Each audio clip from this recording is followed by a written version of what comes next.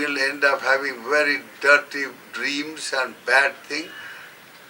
So, by turning the feeling itself into a tool for cultivation of mindfulness, sati.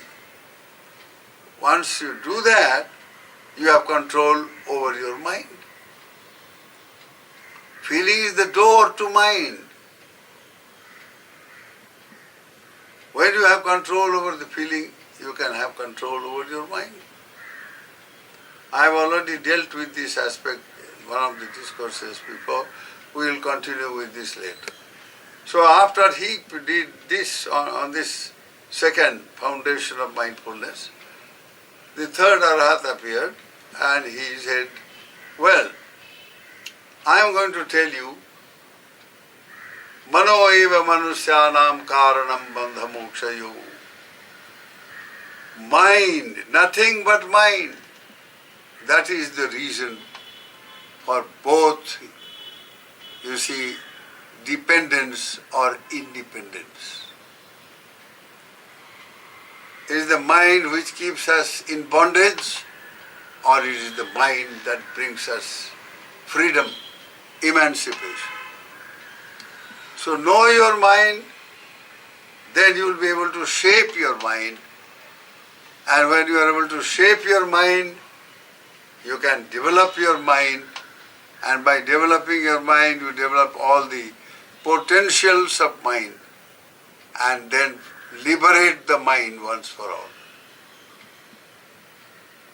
And so on, he dilated on how to turn every different mental states into a tool for cultivation of mindfulness. I won't go into details, I will do that later, one by one. So he did this on mind. How to see the mind as the mental states, as the foundation for cultivation of mindfulness, and therewith calmness, insight into reality, and freedom of mind.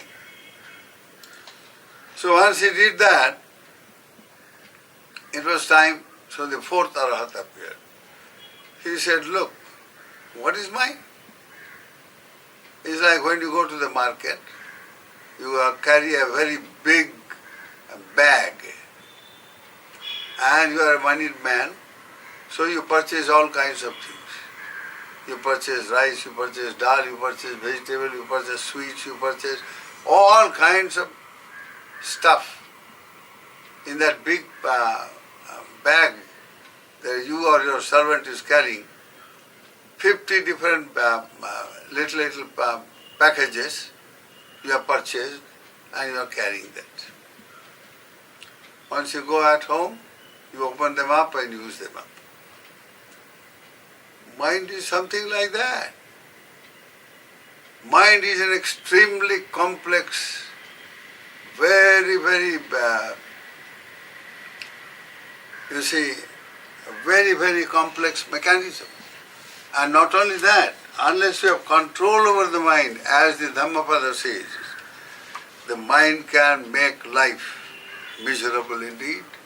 So here is the first gatha of the Chitta Vagga in the Dhammapada, which says, Phandanam chapalang chittang durakhang dhunnivarayang ujong karoti vedhavi usukaro pate janang. Just as a fletcher straightens an arrow shaft, even so, the discerning man, the wise man, the mindful man, straightens his mind, which is so fickle, which can be so fickle and indeed so unsteady, which can be so difficult to guard and indeed very, very hard to control. This very complex mind is so very difficult to handle and manage. Once it is properly understood and its constituents, its contents are understood, and they are turned into tools of mindfulness, then these mental constituents or the mental contents or the components, they can be a great help for cultivation of mindfulness and therewith with spiritual freedom.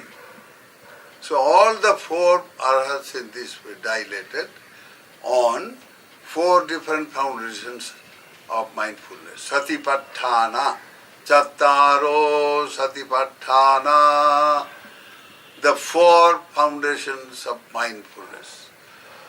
I would advise every one of you, my dears,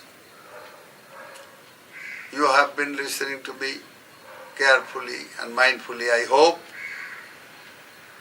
Keep these four foundations of mindfulness in mind. And if you have a copy of Dhammapada, read what I read. And also a copy of the Sutta, which has been translated and is available there, Satipatthana Sutta, mindfulness, foundations of mindfulness. Go through, and by the time we meet once again next Sunday, you have let your mind be fully informed. And further, if you can, recall all that has been said in this Dhamma talk today. Say about half an hour or so, whatever you have heard, if you can recall one by one, believe me, you will be developing your mind in a very, very wonderful way. Try to recall. It may not come out clearly at the first attempt. Keep on doing it several times during the whole week. So next time when we meet, we'll go further, bit by bit, no hurry, but understand, because this is the path to liberation. This is the supreme path to emancipation, Bodhi. And then the arhats got up, the four arhats, when they finished, the king and all his men went, bowed down and sadhu, sadhu, sadhu Bhante. They requested the arhats to come and have their dana. They took them to the dana sala, the hall, the dining hall. They offered them food. They also had cooked four very special type of, four items of food. One made of, let us say, all grains like rice and all that. The other made of, pulses. The other some sweet item. The other all kinds of vegetable, pulse and vegetable put together. What you call the sambar and all that. So four distinct types of food were cooked and offered to them. Four different items, courses of meal in modern terms. Then after that, after the arhats had taken food, they